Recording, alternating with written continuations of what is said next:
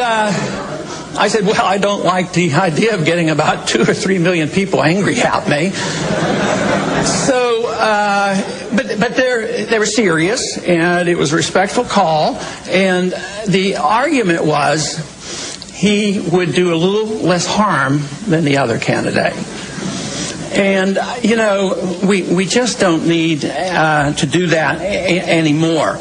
You know, in I believe it was 1988. Okay, that's enough. And I believe he goes on for 7 more minutes explaining why in a down-to-earth, common-sense fashion. So this is why there was horror at Rand. We're not saying Rand's bad. But then some of the campaign-type operatives, people that admit they don't want Campaign for Liberty being involved in foreign affairs or being against foreign intervention. Well, that's the heart of what makes Ron Paul so good, is that when everybody's laughing at him and they have an audience set to attack him, and they say, aren't you for the wars? And Giuliani goes after him. He says, no, I'm not. That's what's so great about Ron Paul. So Rand starts going for sanctions, something his dad says is an act of war. We turn and look the other way because Rand overall is good. Then he does this endorsement. I understand that Rand is not Ron, but the machinery of Campaign for Liberty is behind Rand and going with the Rand brand. So we are saying, as the people that brought them to the party, because Ron Paul's such an amazing person, and people like Lew Rockwell as well, they're helping him for decades, 30, 40 years, that we're allowed to say, hey, we don't like the direction things are starting to go in. I saw an editorial put up by one of their folks saying, you know, that we're dumb and that we need to learn 2 things to grow up. No, I have grown up politically. Okay, now joining us is somebody who grew up a long time ago, and that's Lew Rockwell, LewRockwell.com. Thank you for sitting while I went over that video.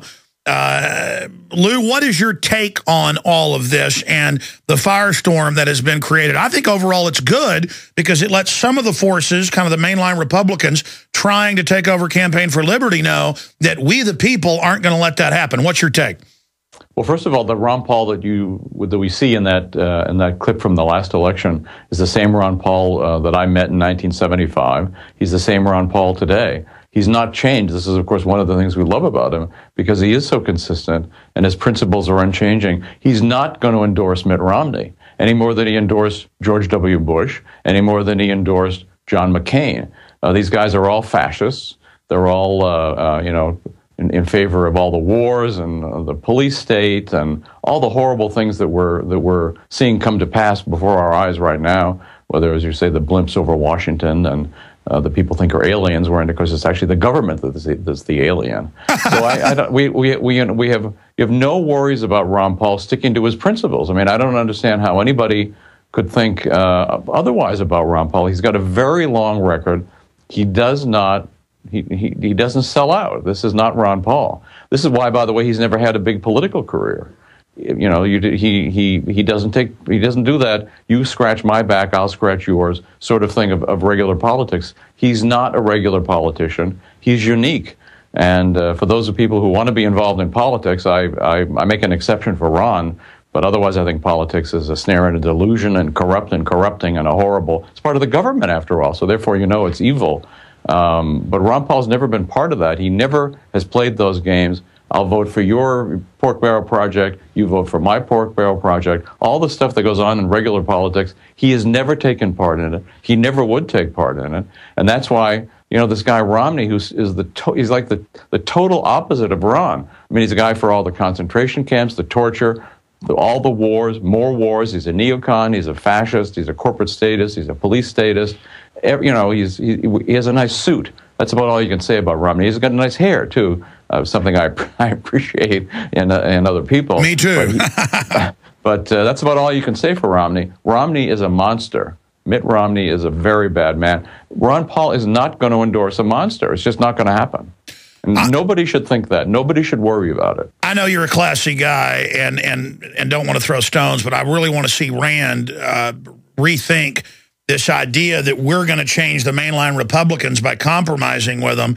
I mean, I understand what he's saying intellectually, politically, but also I understand that way leads to ruin. That's how you join the dark side. And what you said about Mitt Romney, I mean, he makes Bill Clinton look truthful. I mean, he is such an incredible, not even a flip-flopper. He is a total deceiver. And again, I'm not going to support Obama or him, It's so crazy. I mean, you understand why people are pretty upset right now, because I understand Rand is not Ron, but Rand was sold to us like he was. Well, I don't know I think if people had paid attention to what Rand said about himself, you know, he said from the very beginning, I'm not a libertarian. He's, of course, a far more traditional politician than his dad. And I'm sure he's the best guy in the Senate. And we should compare him to, you know, Jim DeMint or Chuck Schumer or people like that. Nobody compares. There's only one Ron Paul. Ron Paul's unique in all of American history. And I noticed, you know, there are other candidates, congressional candidates, and other people who claim to be another Ron Paul. No, but he is the most famous congressman ever now. Oh, well, of course he is, but he's never had a normal political career because he doesn't play these games. Why doesn't Rand see that? Well, he's a different person. But you're asking me, why isn't Rand his dad? Well, he's not his dad. Nobody's his dad. And we have to judge Rand on his own. Well, you know, I respect my dad. I try to be like my father. I mean, if you have a great, wonderful father, why wouldn't you want to be like your father? I don't understand. Well, I must say I had a great, wonderful father, too, and I do my best to live up to the example he set. In fact, my first political memory is of my dad putting a Taft for President button on my coat. So my dad was a strong Taft Republican, the sort of the Ron Paul of an earlier time, although not as good as Ron, but more like Ron. Well, stay there, sir. We're going to come Rand, right. Of course, Rand does respect his dad. Okay, good. Lew Rockwell, stay there. LewRockwell.com. Really appreciate him joining us. His Skype looks like $1 million if you're watching at prisonplanet.tv. We'll be back with more. Hardly anybody out there in the world, other than like Ron Paul's family, knows him better than Lew Rockwell, his former chief of staff. That is great news, Lew, that you're saying that Ron Paul will not be endorsing Mitt Romney.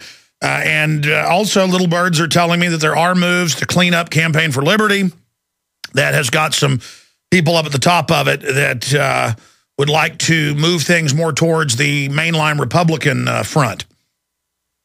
Well, Ron, you know, as you know, it's tough to say what issue has been the most important to him. Obviously, the Fed has been very important. Austrian economics has been very, very important. But the issue that's closest to his heart is the issue of war and peace. You know, there have been millions of people murdered in just these recent wars. You know, who knows how many have been murdered throughout history. And so this is a man of peace. He's dedicated to peace. He's a non-interventionist in foreign policy. He's opposing you know, the neocons next war and want to murder everybody in Syria, and they want to murder everybody in Iran. Who knows where they want to turn their murder guns next?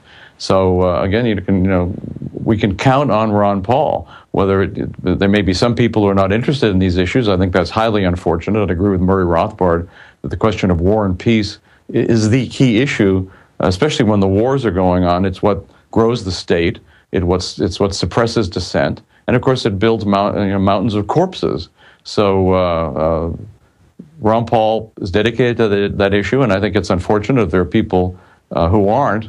Foreign policy is so important. Obviously, the domestic policy is important, all the fascist policies of the government and all the other things we're on fights against. But he is a broad spectrum guy, and he's right that that all these things are so important. Again, the Fed, monetary policy, what the banksters do to us, the growing police states' rights, absolutely, decentralism. In my own view, of course, the U.S. government, the United States is far too big. Aristotle thought that if you had more than 50,000 citizens, you would lose your liberty in a city-state. Certainly, you can't have a free country the size of the U.S. It can't work. When you have a government seeking to control a territory the size of the U.S., then of course it brings on tyranny. So yeah, in my view, I'm not speaking for Ron Paul, of course. I'd like to see the U.S. broken up. I'd like to see the states separate. Even the states are probably too big. I'd like to live in a city-state myself. So the smaller the governments. Hans Hoppe makes this point about Germany before the Treaty of Westphalia, when they were like 700 little political entities that comprised Germany. They all had the same language and much of the same culture and so forth, the same sort of national identity, but they were politically separate. That's freedom. I mean, that's the way it ought to be. Well, there's historically, that sounds radical, but it's not. It creates firewalls to tyranny, and it creates diversity of choice.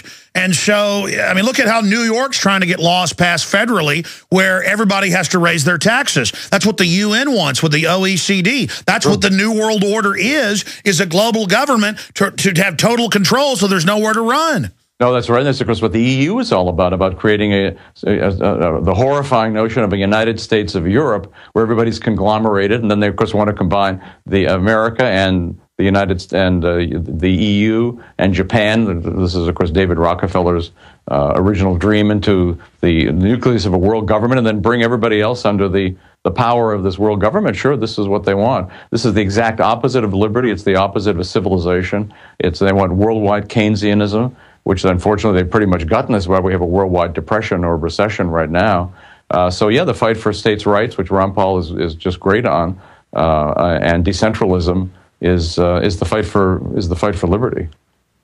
I totally agree with you. We're going to break in a few minutes here, but I think it's good we're having this debate with Rand and Ron and all this, because it really is about the people in the final equation. And if we're not there telling Ron Paul and Rand what we believe in, especially with Rand, it's going to let other influences come in. So I see all of this as healthy.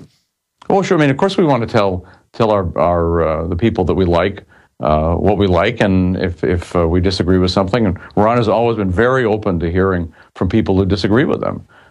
It's one of the reasons, it's like an odd thing to say about Ron Paul. He's a great politician in this sense.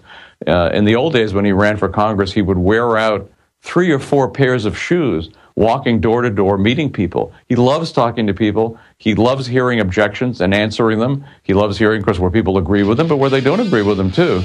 So, it's important. Of course, we have to let people know what we think. You and I hear from people who agree with us and don't agree with us, too. And we like that as well. Exactly. It's government that doesn't want to have that feedback. Long segment coming up. We're going to cover a host of issues with Lew Rockwell. LewRockwell.com. Check it out. Powerful website.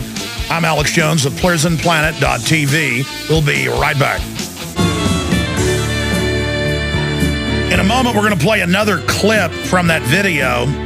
Ron Paul of 2012 needs to listen to Ron Paul of 2008. And I rarely have a Ron Paul clip, or I don't think ever, and then piggyback on it selling something. But knowledge is power. It's win-win. We promote what we believe in. You fund us with your Prisonplanet.tv memberships to see the nightly news and video of the daytime show.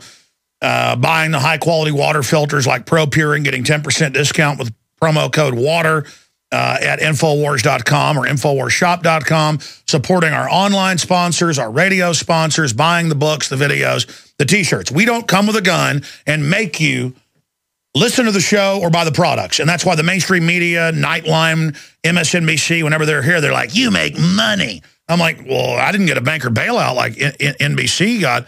$500 million, it was reported, over 2 years of bailout money. I'm just here selling high-quality products I use. Again, that's how they operate. We're not ever supposed to, in the free market, build our own system and vote with our dollars.